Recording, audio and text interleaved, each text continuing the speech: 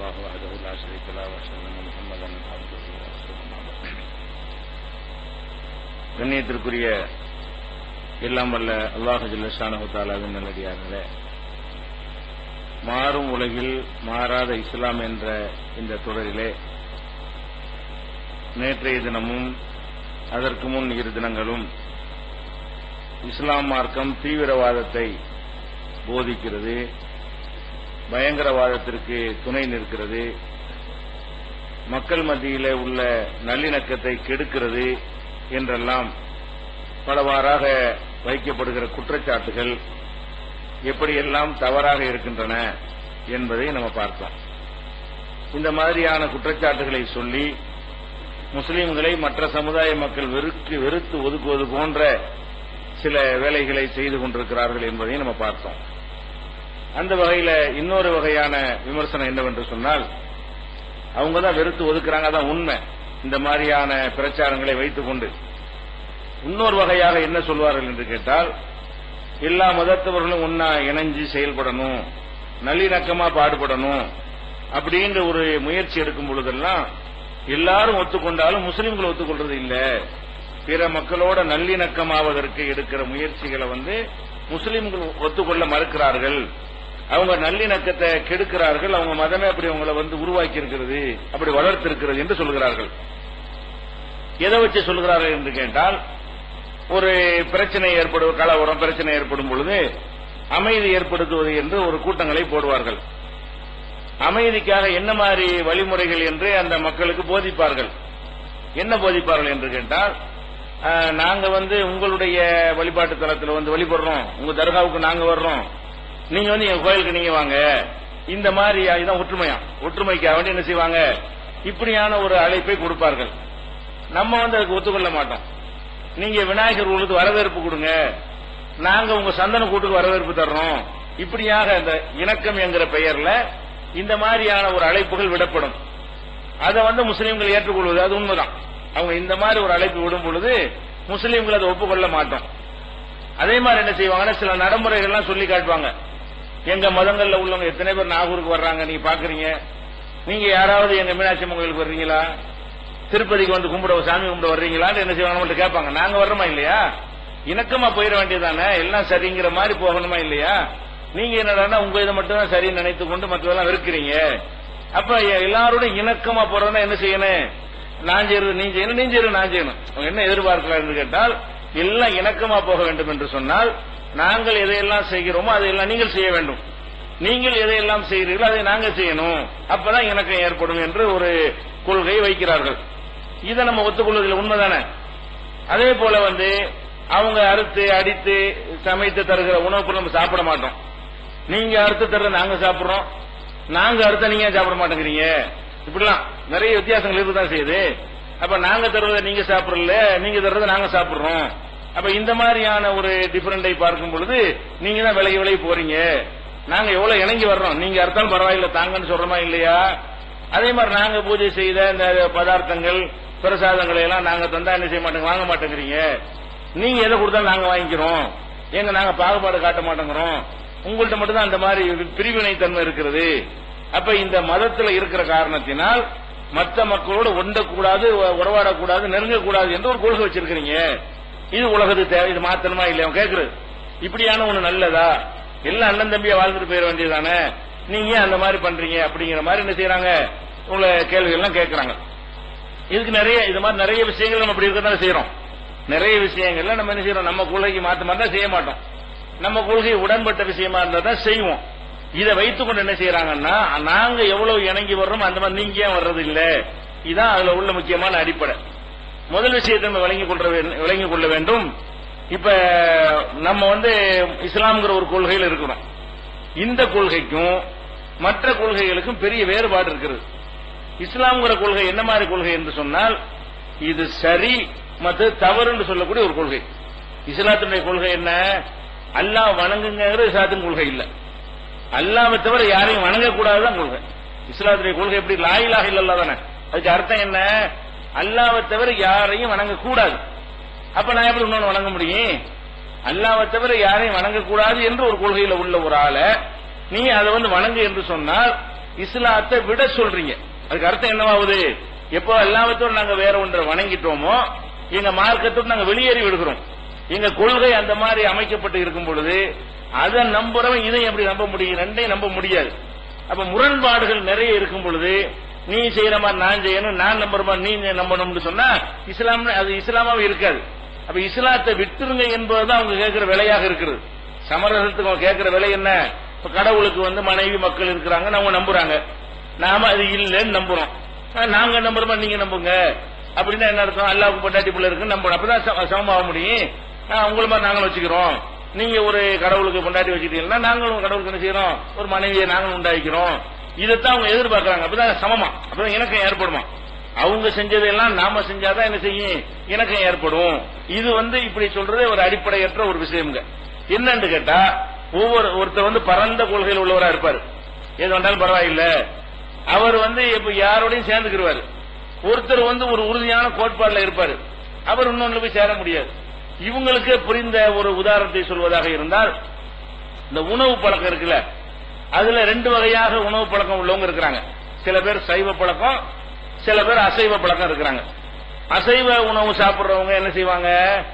அசைவத்தையும் சாப்பிடுவாங்க, சைவத்தையும் சாப்பிடுவாங்க. பேர் தான் அசைவம்னு பேரை தவிர அசைவ உணவில் இருக்கிறவங்களுக்கு என்ன இல்ல, அவங்க கத்தரிக்காயும் சாப்பிடுவாங்க, கறியும் சாப்பிடுவாங்க. அசைவ உணவுக்காரர்கள் பேரா இருந்தாலும் அதுக்கு என்ன அர்த்தம்? அசைவத்தையும் சாப்பிடுவார்கள் அர்த்தமே தவிர அசைவத்தை மட்டும் சாப்பிடுவார்கள் அர்த்தம் கிடையாது. அசைவ உணவுனா மீனிங் என்ன? நாங்க அசைவத்தையும் சாப்பிடுவோம், அசைவம்னா ஆடு மாடு கோழி இதெல்லாம் சாப்பிடுவோம், சைவத்தையும் சாப்பிடுவோம், அது ஒரு கொள்கை. இன்னொரு கொள்கை என்ன? சைவ உணவுக்காரர்கள். அதுக்கு என்ன அர்த்தம்? சைவத்தையும் சாப்பிடுவாங்க, அசைவத்தையும் சாப்பிட அர்த்தம் இல்ல. சைவ உணவுக்காரர்கள் என்று சொன்னால் சைவத்தை மட்டும் சாப்பிடுவார்கள் அர்த்தம். அசைவ உணவுக்காரர்கள் என்று சொன்னா அசைவத்தையும் சாப்பிடுவார்கள், சைவத்தையும் சாப்பிடுவார்கள் அப்படின்னு அர்த்தம். இப்ப அசைவ உணவுக்காரர் இருக்காரு இல்லையா, அவர் என்ன செய்யறாரு? இவர் தரக்கூடிய கத்திரிக்காயும் சாப்பிடுறாரு, முருங்கையும் சாப்பிடுறாரு, எல்லாத்தையும் சாப்பிடுறாரு இல்லையா? அதனால நான் உன் வீட்டுல சாம்பார் சாப்பிட்டேன்ல, உன் வீட்டுல உருளைக்கிழங்கு சாப்பிட்டேன்ல, என் வீட்டுல மாட்டுக்கறியை பிரியாணி வச்சிருக்கோம் சாப்பிடு அப்படின்னு இவர் கேட்டா சைவ உணவுக்கு ஒத்துக்குவாரா? இவருக்கு ரெண்டும் ஓகே. இவரு சைவத்தையும் சாப்பிடுவாரு, அசைவத்தையும் சாப்பிடுவாரு.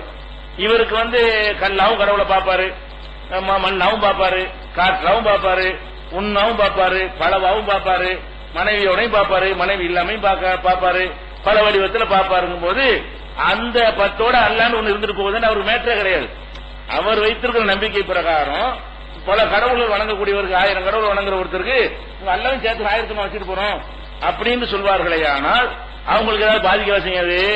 அந்த அவங்க கொள்கை அப்படி இருக்கிறது, அவங்களே பரந்த கொள்கைன்னு சொல்றாங்க இல்லையா, அந்த மாதிரி இருக்கிற காரணத்தினால அது ஓகே, அவங்க செய்யலாம், அவங்க அல்லாஹ் வணங்கிடலாம், அவங்க நம்முடைய விஷயங்கள் எல்லாம் அவங்க செய்து கொள்ளலாம். ஆனால் நம்ம இது எப்படி இருக்குன்னு கேட்டா, இந்த சைவ கோட்பாடு இருக்க, சைவம் சரி, சைவம் தான் சரிங்கிற சரியில்லை, சைவத்துக்காரங்க எப்படி இன்னொன்றை எடுக்க மாட்டார்களோ அந்த மாதிரி கொள்கையை பொறுத்த வரைக்கும் நாம ஒரு கொள்கையில் இருந்தா மற்ற சாப்பிட மாட்டோம். ஏகத்துவ கொள்கையில் உள்ள யாரா இருந்தாலும், ஒரே இறைவனை நம்புகிற யாரா இருந்தாலும் பல இறைவனை வணங்க முடியாது. இறைவனுக்கு இன்னென்ன இலக்கணங்கள் இருக்கும் என்று நினைக்கக்கூடிய யாரா இருந்தாலும் இறைவனுக்கு இலக்கணமே தேவையில்லைன்னு சொல்றாங்களே, அவங்களுடைய கொள்கையை ஏற்றுக்கொள்ள முடியாது. அவங்க எப்படி இருக்கலாம்? இறைவன்கிறது எந்த மாதிரி வேணாலும் இருக்கலாம். உண்டு என்றால் அது உண்டு, இல்லை என்றால் அது இல்லைன்னு கூட சொல்லுவாங்க. தெய்வத்தை பற்றி சொல்லும் என்ன செய்வாங்க? அது கல் என்றால் வெறும் கல் தான், சிலை என்றால் வெறும் சிலை தான், நம்மளா பச்சிக்கிறது தான். சிலையை செய்யறது உள்ளம் என்பது ஆமைன்னு ஒரு பாட்டில் அப்படி படிப்பாரு ஒருத்தர். என்ன சொல்வாரு? தெய்வம் என்றால் அது தெய்வம், சிலை என்றாலும் சிலை, தெய்வம்னா தெய்வம் தான், சிலைன்னா சிலை, நம்மளா வச்சுக்கிறது தான். நம்மளா வச்சுக்கிறதா அல்லாங்கிறது? நீ சொல்றத வச்சுக்கிற அல்லான்னு அல்ல இருக்கிறான். உண்டு என்றால் உண்டு, இல்லை என்றால் இல்லைங்கிறது எங்க கொள்கை கிடையாது. உண்டுதான், இல்லைங்கிறது கிடையாது. அப்ப ரெண்டு இப்படி சமமாகும். இப்படி பல விஷயங்கள்ல நம்ம வேறுபாடு இருக்கக்கூடிய நேரத்தில் இணக்கம் ஏற்படுங்கிறதுக்காக உங்க கொள்கை விடுன்னு சொல்வது எப்படி சரியா வரும்? ஒவ்வொருத்தருக்கும் அவரவருடைய கொள்கை அவங்கவுங்க ஃபாலோ பண்ண வேண்டும். எங்க கொள்கையை பாதிப்பில்லாத வகையில் நீங்கள் இணக்கத்தை கூப்பிட வேண்டும். உங்க கொள்கைக்கு பாதிப்பில்லாத வகையில் நாங்க என்ன செய்யணும்? நாங்க என்ன செய்யறோம்? நீங்க எங்களோட இணக்கம் பண்றாங்க எப்படி வரணும்னு கேட்டா, அல்லாஹ் தவிர யாரையும் வணங்க கூடாதுன்னு சொல்றோம்ல, அதுல வாங்க எனக்கு செய்யணும். அல்லாஹ் வணங்குறதுக்கு நீ வரக்கூடாது. எப்படி வரணும்? அல்லாஹ்வை தவிர ஒத்தரையும் வணங்க கூடாதுன்னு சொல்றீங்கன்னா நாங்களும் ஏத்துக்கிட்டு எல்லாத்தையும் குறைச்சு போடணும் வாங்க. அப்ப அதெல்லாம் சரியான முறை. நீங்க எங்க கொள்கைக்கு வரவே இல்லை, உங்க கொள்கை நீங்க இருந்துட்டு இருக்கிறீங்க. நீங்க இஸ்லாத்தின் பெயரால் இருக்கிற தர்காவில் போய் நீங்க கும்பிட்டாலும் சரிதான், நீங்க கோயில போய் கும்பிட்டாலும் சரிதான், உங்க கொள்கைலாம் இருக்கிறீங்க. உங்க கொள்கையில உள்ளது, அது உங்க கொள்கையின் மீறல. எத்தனை கடவுளும் வைத்துக் கொள்ளலாம்ங்கிற கொள்கைக்கு உள்ளது அடங்கி விடுகிறது. எங்க கொள்கையில வர்றதுன்னா எப்படி அர்த்தம்? நீங்க அதை நோக்கி எங்களை அழைப்பீர்களே, ஆனால் நாங்கள் உங்களை எதை நோக்கி அழைக்கிறேன்? இப்ப நாங்க உங்களை பக்கம் அழைக்கிறீங்கல்ல, நாங்க உங்களை கூப்பிடுறோம். எதன் பக்கம் கூப்பிடுறோம்? லா இலாஹ இல்லல்லாஹ்வின் பக்கம் கூப்பிடுறோம். அல்லாஹ்வை தவிர எதுவும் கடவுள் இல்லை நாங்க சொல்றோம்ல, அந்த மாதிரி நீங்க சொல்லு. இது கடவுள் இல்ல, இது கடவுள் இல்ல, இது கடவுள் எனக்கு இருந்தா ஒத்துக்குறீங்களா? அப்பதான் உரைக்குது எங்க கொள்கையை நாங்க அப்படி விடுறது. அதான் எங்களுக்கு இப்ப நாங்க எங்க கொள்கையை விடுறதுன்னு விட சொல்லி ஈஸியா கூப்பிட்டுறீங்க. நாங்க உங்க கொள்கையை விடுங்கன்னு சொல்லும் போது என்ன செய்றீங்க? அது எப்படி எங்க கொள்கையை விடுற? அப்ப வாங்க பேச்சுக்கு கொள்கை விடாத வகையில் பேசுவோம். இணக்கமா இருக்கிற நாங்க மறுக்கிறோம். எங்களுக்குன்னு ஒரு கொள்கை கோட்பாடு நாங்கள் வைத்திருக்கிறோம். அது நல்ல கொள்கை என்று வரை நாங்கள் நம்புகிறோம். வாதம் பண்ணால் நாங்கள் நிரூபிக்க தயாரா இருக்கிறோம். அந்த மாதிரி ஒரு கொள்கையில நாங்க இருக்கும் பொழுது அதை விட்டுட்டு இதுல எங்க இதை செய்யுங்க என்றால் எப்படி நியாயமாகும்? இது இன்னும் மோதலத்தை அதிகரிக்கும். இந்த மாதிரி எம்மதமும் சம்மதம் எல்லாம் சரிதான் இப்படிங்கிற மாதிரி வாதங்களை வைத்தோமையானால் அப்ப மக்கள் மத்தியில் இன்னும் விரிசத்தான் உண்டா. எப்படி நம்ம நினைப்போம்? இவங்க சமரசங்கிற பேர்ல நம்மளை இஸ்லாத்தை விட்டுட்டு வாழ்ந்து சொல்லுகிறார்கள். நாம ஒரு கொள்கையில் இருந்து கொண்டிருக்கிறோம், அதை விட்டுட்டு எங்களை மாதிரி நீங்களும் ஆகிவிடுங்கள் என்று சொல்கிறார்கள். அப்படித்தான் நம்ம நினைப்போம். அப்படி மக்கள் நினைப்பார்களே, ஆனால் இணக்கம் ஏற்படுமா? ஏற்படாது. இப்ப புரிந்து கொள்வது நம்ம இப்படி கூட வைத்துக் கொள்வோமே. இப்ப நம்ம தமிழ்நாட்டில் 2 பெரிய கட்சிகள் இருக்கிறாங்க. 2 பெரிய கட்சி இருக்கிறாங்க. அந்த 2 கட்சியில யாரு? ஒருத்தர் கருணாநிதியுடைய கட்சியில இருக்கிறாரு, ஒருத்தர் ஜெயலலிதாவுடைய கட்சியில. 2 கட்சியில பெரிய கட்சியா இருக்கிறது. இப்படி இருக்கிறாங்க. ஒருத்தர் என்ன செய்யறாருன்னா, நான் அதிமுக உறுப்பினர் கார்டு வாங்கிடுவேன், திமுக உறுப்பினர் கார்டு வாங்கிடுவேன் அப்படின்னு இருந்தா ஒத்துக்குருவாங்களா? இது இவருக்கு தெரிஞ்சால் அவர் நிக்கிறார், அவருக்கு தானே இவர் நிக்கிறார். ஏன் என் கட்சியில இருந்து அந்த கார்டு வாங்கி வச்சிருக்கிறியா அப்படின்னு இவருக்கு தெரிஞ்சால் நீக்கி விட்டுருவாரு, அவருக்கு தெரிஞ்சால் என்ன செய்வாரு? நீக்கி விட்டுருவாரு. ஏங்க வச்சு நீ செய்யற? அப்ப அதிமுக உறுப்பினர் சொல்லிக்கிட்டு கருணாநிதி படத்தை பாக்கெட்ல வச்சிருக்காரு, என்ன ஆகும்? இருக்க முடியுமா அந்த கட்சியில? அது தெரிஞ்சு போச்சு. அப்ப என்ன பாக்குறாங்க? கட்சிங்கிறது மறுமைக்கு உரியது கிடையாது, நினைச்சா மாத்திக்கலாங்கிற ஒரு விஷயம். அதுல கூட எப்படி எதிர்பார்க்கறாங்கன்னு கேட்டா, நீ திமுக ஆளா இருந்தீங்கன்னா திமுக ஆளா இருக்கணும், அண்ணா திமுக ஆளா அண்ணா திமுக ஆளா இருக்கணும். அண்ணா திமுகவுடைய சாயல் இங்க கொண்டாந்து வச்சிருந்தீங்கன்னு சொன்னா உன்னை ஒத்துக்கிற மாட்டேன். மெம்பர் கார்டு வச்சிருக்க தானே தலைவர்னு சொல்லிக்கிட்டு கருப்பு வெள்ளை சிவப்பு வேட்டி கட்டிட்டு போனாருன்னா, இவர் தானே தலைவர் கலைஞர் கோஷம் போடுறாரு. கட்டிக்கிற வேட்டி கரை என்னவா இருக்கு? கருப்பு சிவப்புக்கு பதிலா கருப்பு வெள்ளை சிவப்பா இருக்குது. கருப்பு வெள்ளை சிவப்பு யாரு கரை? அதிமுக கரை. அப்ப அதிமுக கரை வெட்டி கட்டிக்கிட்டு வாழ்க ஒளிய கோஷம் போட்டு ஒத்துக்குருவீங்களா? அல்லது அவர் தான் ஒத்துக்குருவாரா? அங்க போய் அம்மா வாழ்க அப்படின்னு சொல்லிட்டு இப்ப கோஷம் போடும்போது இவர் கருப்பு சிவப்பு கட்டையை போட்டுதான் வைங்க, அவ்வளவு அன்னைக்கு சீட்டுக்கு அனுப்பிடுவாங்க, இவனை கட்சியில் வைக்காதுன்னு சொல்லிட்டு. அப்ப இதுல எல்லாம் கட்ட வளர்க்குறீங்களா இல்லையா? இணக்கம் என்பது நீ உன் கூட நீ பேசுப்பா, நீ என் கூட நான் பேசுறேன், நீ எனக்கு இடைஞ்சல் பண்ணாத, நான் உனக்கு இடைஞ்சல் பண்ணாட்டு அண்ணன் தம்பியா இருக்குதானே செய்யறாங்க. திமுகவுடைய தலைவர்களுக்கு மத்தியில மோதல் இருந்தாலும் மக்கள் டெய்லி அடிச்சுட்டா இருக்கிறாங்க. ஒரு குடும்பத்தில் அண்ணன் தம்பி திமுக அண்ணா திமுக அடிச்சுட்டா இருக்கிறாங்க. அவன் என்ன செய்யறான்? நீ உங்க கட்சி நீ போயிட்டு நான் என் கட்சியில் போயிட்டு இருக்கிறேன். இது ஓகே. அப்ப நாங்கள் எங்களுடைய வழிபாட்டு முறையை நாங்கள் செய்தால் நீங்கள் குறிக்கிட வேண்டாம். நீங்கள் உங்க முறையில் ஏதாவது வழிபாடு செஞ்சால் நாங்கள் லக்கும் தீனுக்கும் வலிய தீன், உங்க மார்க்கம் உங்களுக்கு, எங்க மார்க்கம் எங்களுக்கு. இந்த குர்ஆன் நமக்கு சொல்லி தருகிறது. இதை வைத்துக் கொண்டுதான் இணக்கம் காணணுமே தவிர உன் கொள்கை விட்டு என் கொள்கைக்கு வேண்டாம். இப்படி இணக்கம் வரும். அது இணக்கமா? அது ஆதிக்கமா? இணக்கத்திற்கு பதிலாக அடக்குமுறையாது. இணக்கம்னா என்ன இருக்குன்னு யாரும் யாரையும் வற்புறுத்தக்கூடாது. நீங்க வாட்டுக்கு வல்லா வணக்கம் நல்லா வணங்கிட்டு போங்க, நாங்க பல வணங்கிட்டு போறோம், நீங்க எங்களை தடுக்காதீங்க, நான் உங்களை தடுக்கல. உங்களுக்கு எங்கெல்லாம் காசு கொடுத்து பள்ளியாசை கட்டிட்டு போங்க, எங்களுக்கு எங்கெல்லாம் கோயில் கட்டணும் நாங்க கட்டிட்டு போறோம். நீ இதை தடுக்காது, நான் அதை தடுக்கல. இது ஓகே. இந்த மனப்பான்மை எல்லா சமுதாயத்துக்கு வரணும்னு பாடுபட்டார்களே, ஆனால் அது நல்லிணக்கத்தை ஏற்படுத்துமே தவிர என்ன செய்யணும்? நீ பள்ளியாசெல்லாம் கட்டக்கூடாது, நீ என்ன செய்யணும்? கோயில வழிபடு, நாங்க கோயில சொல்றோம், உனக்கு திறந்து விட்டுறோம் அப்படின்னா இது எப்படி சரியா வரும்? அந்த மாதிரி இருக்கிற வாதங்கள் எல்லாம். அப்ப இஸ்லாமியர்கள் இந்த மாதிரி அவங்க கொள்கையில உறுதியா இருக்கிறார்கள் கேட்டா அவங்க கொள்கை அப்படி இருக்கிறது. எப்படி சைவக்காரர் அசைவக்காரருடைய உணவை சாப்பிட மாட்டா, அசைவக்காரர் சைவக்காரரை மதிக்கிறதா இருந்தா நண்பரா ஏத்துக்கொள்றதா இருந்தா என்ன செய்யணும்? நான் உன் நண்பனுக்கு மதிச்சு பிரியாணி தின்னல, நீ ஏன் இது தின்னு கேட்க முடியுமா? கேட்க முடியாது. ஏன் என்னை மதிக்கிறா இருந்தா ஏன்னா நான் சாப்பிடுற சாப்பாடு நீ கொடுப்பா, நான் சைவாள்னு தெரியுதுல, உன் வீட்டுக்கு விருந்து கூப்பிடுறீல, நீ திங்கிறது எனக்கு தரக்கூடாது, நான் திங்கிறது தரணும். நான் வெறுக்கிறேன் எனக்கு தரக்கூடாது, நான் எதை விரும்பி அதை தரணும். அதான் நண்பன் அர்த்தம், அதான் இணக்கம் அர்த்தம். அவனை போட்டு அதை வச்சுன்னா திங்க வந்துச்சான போவான். எந்திரிச்சு போனா நீ என்ன நண்பனா? நீ என்னென்ன போட்ட தின்ன, நீ போட்டு சாம்பாரை குடிச்ச, நீ போட்டு அதை ஊந்து உடைய சாப்பிட்டேன், அப்பளத்தை சாப்பிட்டேன், பாயாசத்தை குடிச்சேன், நாங்க வந்து பிரியாணி சாப்பிட மாட்டீங்களா? நீ எல்லாம் ஒரு இணக்கத்துக்குள்ள ஆளான்னு கேட்க முடியுமா? நீ ஏன்டா அவனுக்கு பிடிக்காத கொண்டே கொடுக்குற? அவன் தான் திங்க மாட்டான்னு தெரியுதுல, அவன் சாப்பிட மாட்டான்னு தெரிகிற ஒன்றை நீ அவனுக்கு கொண்டே கொடுக்குற என்றுதானே அறிவாளிகள் கேட்பாங்க. அதுதான் நடந்து கொண்டிருக்கிறது. என்ன இணக்கம்ங்கிற பேர்ல என்ன செய்யறாங்க? நம்ம சிலை வணக்கம் கூடாது, செத்து போனாலும் வணங்க கூடாது. சரி, முஸ்லீம் வைக்கிற தர்காவை வணங்க நம்ம சொல்றோம், அதே கூடாதுங்கிறோம். அப்ப எங்களுக்கு ஒரே ஒரு இறைவனைத்தான் வணங்கணும் நாங்க நம்புகிறோம். பல தெய்வத்தை எங்களால் வணங்க முடியாது. அந்த ஒரு கடவுள் தேவையில்லைன்னு நாங்க நினைக்கிறோம். தேவை உள்ளவருங்க ஒரு கொள்கையை நாங்க என்ன செய்ய முடியாது, காணிக்க முடியும், நாங்க போட முடியாது. அல்லாஹ் வந்து தேவையற்றவன் நாங்க நம்புறோம்.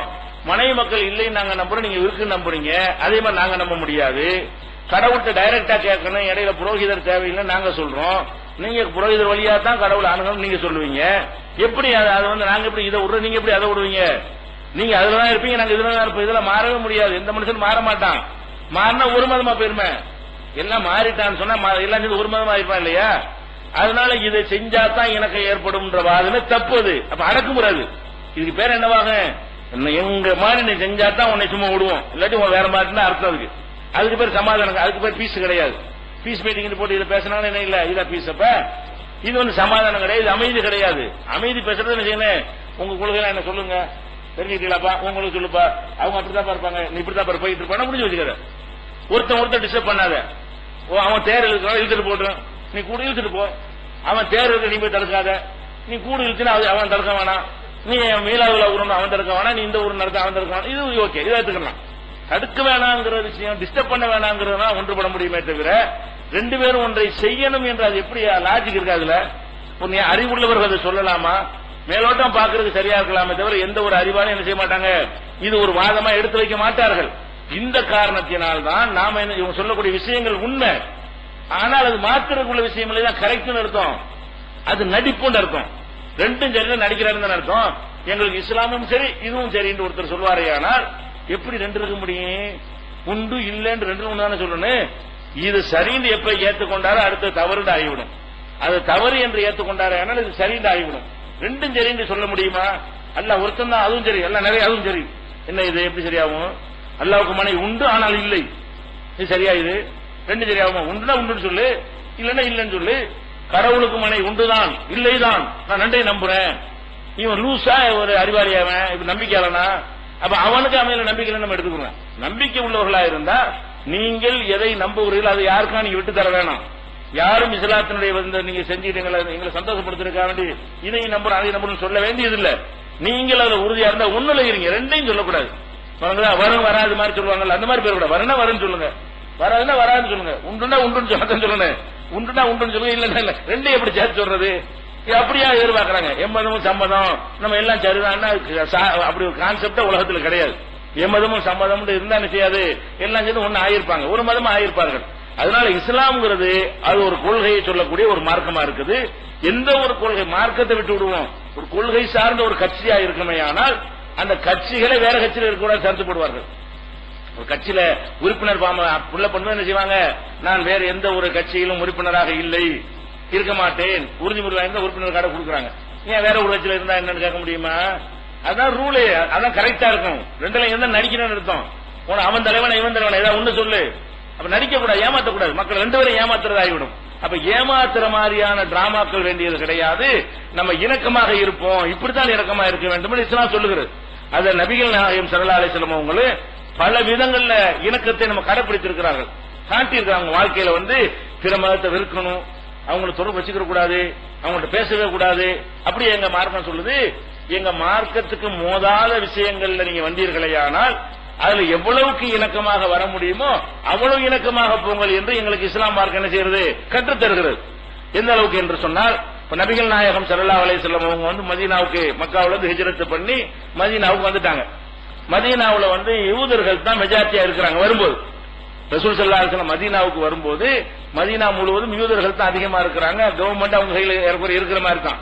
அப்ப ரசூல் ஸல்லல்லாஹு அலைஹி வஸல்லம் மதீனாவுக்கு வந்த பிறகு கொஞ்சம் கொஞ்சமாக யூதர்களும் மற்றவங்களும் இஸ்லாத்துல சேர்ந்து சேர்ந்து சேர்ந்து ஒரு கட்டத்தில் இஸ்லாமியர்கள் அதிகமாகி விட்டார்கள். அப்ப ரசூல் ஸல்லல்லாஹு அலைஹி வஸல்லம் நினைச்சிட்டாங்க, அவங்க கையில அரசாங்கம் வந்து விட்டது, அவங்களை கேட்டுதான் மதீனாவுல எதுவும் நடக்க முடியுங்கிற அளவுக்கு ஒரு ஆட்சி தலைவராக அவங்க ஆகிவிட்டார்கள். அப்படி ஆன உடனே இவர்களுக்கு கடும் பொறாமை. யாருக்கு? யூதர்களுக்கு நம்ம தான் ஆதிக்கம் செஞ்சுட்டு இருந்தோம், நினைச்சபடிலாம் செஞ்சுட்டு இருந்தோம், நம்ம வச்சா அந்த ஊர்ல சட்டமா இருந்துச்சு, இந்த ஆள் வந்து நம்முடைய ஆதிக்கத்தை உடைச்சிட்டாரு அப்படின்னு சொல்லி அதுல உள்ள தலைமை பீடங்களுக்கு மக்கள்லாம் வந்துட்டாங்க. யூதர்களா இருந்த பல பேர் இஸ்லாத்துக்கு வந்தார்கள், கிறிஸ்தவர்களா இருந்தாங்க அவங்களும் இஸ்லாத்துக்கு வந்தார்கள். அப்ப பல பேர் இஸ்லாத்துக்கு வந்தா கூட யார் பாதிக்கப்படுவார்கள் என்று கேட்டால் அந்த மத தலைமையை வைத்து சம்பாதித்தவர்கள், செல்வாக்கு பெற்றவர்கள், ஆதாயம் பெற்றவர்கள், புகழ் பெற்றவர்கள் வந்து அது நமக்கு போய்விட்டது அப்படின்னு சொல்லி ஆச்சரியப்பட்டார்கள். அப்ப நபி ஸல்லல்லாஹு அலைஹி வஸல்லத்துக்கு பல விதத்திலும் இடைஞ்சல் கொடுக்கணும், கொல்லணும்லாம் திட்டமிட்டு இருந்தார்கள். இப்படியான ஒரு கட்டத்தில் நபிகள் நாயகம் ஸல்லல்லாஹு அலைஹி வஸல்லம் அவங்கள்ட்ட வந்து ஒரு யூத பெண்மணி வந்து என்ன செய்யுது, இறைச்சி சமைச்சிட்டு வந்து உங்களுக்கு அன்பா தர்றதுக்கு கொண்டு வந்திருக்கிறேன், அந்த இறைச்சியில விஷம் கலந்துருக்கு. அப்ப நபிகள் நாயகம் ஸல்லல்லாஹு அலைஹி வஸல்லம் அவங்க எந்த மாதிரியா நல்லிணக்கத்தை காட்டினாங்கன்னு கேட்டா கொண்டான்னு சொல்லி இறைச்சி சாப்பிடுறாங்க. ஏன்னா வேதம் கொடுக்கப்பட்டவர்களுடைய அர்த்தத்தை சாப்பிடலான்னு ஒரு அனுமதி இருக்கிற காரணத்தினால நீ கொண்டு வான்னு சொல்லி சாப்பிடுறாங்க. அப்ப எவ்வளவு நம்பிக்கையோட சாப்பிட்டாங்க, அவங்க தான் நம்பிக்கை துரோகம் செஞ்சாங்க. விஷத்தை கலந்து வைத்து அது நபி ஸல்லல்லாஹு அலைஹி வஸல்லம் அவர்களுக்கு பாதிப்பை ஏற்படுத்தி அந்த விஷத்தினுடைய அறிகுறி தெரிஞ்சவொடனே பிறகு சாப்பிடவில்லை. அப்புறம் அந்த பெண்ணை கொலை செய்வோமான்லாம் மக்கள் கேட்பாங்க, வேணாம் அவளை ஒண்ணும் செய்யாம விட்டுருங்க, ஏன்னா சம்பந்தப்பட்டவர் மன்னிக்கலாம் மார்க்கத்துல, வேறவங்களுக்குள்ள நான் மன்னிக்க முடியாது. ரசூலுல்லாஹ் தனக்கு உள்ள விஷயத்தை என்ன செய்யலாம், அடிச்சால விட்டுருங்கன்னா நான் விட்டுற வேண்டியதான், ஒண்ணும் செய்ய முடியாது. அப்ப நபிகள் நாயகம் ஸல்லல்லாஹு அலைஹி வஸல்லம் மன்னிச்சுட்டாங்க. எதுக்கு சொல்ல வர்றோம், பிற மதத்தவர்கள் ஒட்டுமொத்த எதிரிகளா இருந்து ரசூலுல்லாஹ் எப்படா ஒழிக்கலான்னு காத்துக்கிட்டு இருக்கிற ஒரு சமுதாயமா இருந்தும் கூட அங்கிருந்து ஒரு பெண் வந்து விருந்த கொண்டாந்து கொடுக்க முடியுது, அதை ரசூலுல்லாஹ் வாங்கி கொள்ள முடியுதுன்னா எப்படி இணக்கமா இருந்திருப்பாங்க, அந்த இணக்கம் எப்படிப்பட்டதா இருக்கும். நம்ம வாங்குவோமா, நம்மளே வாங்க பயப்படுவோமே. ஒரு சங் பரிவாரத்தை சேர்ந்து ஒரு ஆள் வந்து கண்ட குடிப்போமா, தண்ணி நல்லா குடிப்போமா, என்னமா கலந்துருக்குமோ நினைப்போமா இல்லையா.